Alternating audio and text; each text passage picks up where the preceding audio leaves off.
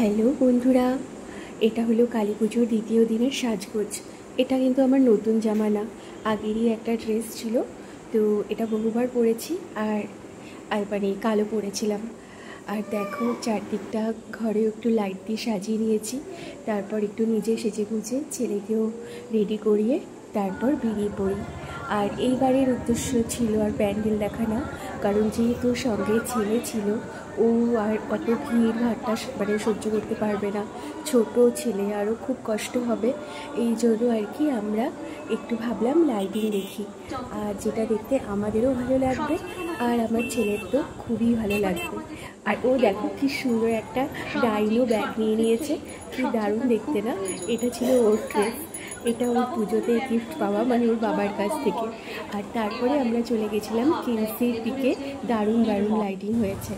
আর দেখো কি সুন্দর সুন্দর বেলুন, কি সুন্দর সুন্দর ফুল ফুল বেলুন আর এরকম লাইট। তারপরে তো খাবারের দোকান আছে, মানে একটা সবসময় একটা দিনের মতো পরিবেশ।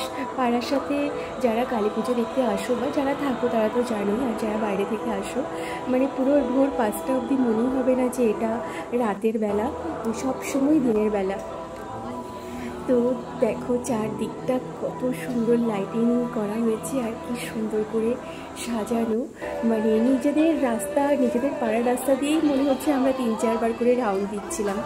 তো দেখো চারদিকটা কি সুন্দর আর কি সুন্দর সুন্দর লাইটিং। তো তারপরে আমরা পাড়ার রাস্তা ছেড়ে আমরা যাচ্ছিলাম একটু হেঁটে হেঁটে অন্যদিকে, মানে আমাদের কলোনি মোড় থেকে আরেকটু সামনে ময়না চেকপোস্টের দিকে। আর সেদিকেও খুব সুন্দর সুন্দর লাইটিং, মানে সুন্দর সুন্দর লাইটিং, গ্যাস বেলুন, বাচ্চাদের বিভিন্ন বেলুন, আর মানে যা যা সাজানোর মতো যা যা জিনিস থাকে সবই রাস্তায় পাওয়া যায়। আর দেখো এই দেখো এত ভিড়, এখানে একটা ইচ্ছে ছিল, এখানে শুনেছি দক্ষিণ ভারতের একটা মন্দির করেছে। এই প্যান্ডেলের নাম হলো রেজিমেন্ট, এটা হলো রেজিমেন্ট। তো কিন্তু আমরা এখানে ঢুকতে পারিনি, কারণ এত ভিড় আর ছোটো বাচ্চা নিয়ে বুঝতেই পারছো খুব কষ্ট। আমাদের তো হবেই, আমাদের থেকে বেশি আরও ছোটো বাচ্চার হবে, তার জন্য বাইরে থেকেই দেখে নিই। বাইরে থেকে প্যান্ডেলটা তো খুব সুন্দর লাগছিল, খুব খুব ভালো লাগছিল। তারপরে ভাবলাম এই কাছেই একটা মেলা হচ্ছে, তো একটু মেলায় গেলে কীরকম।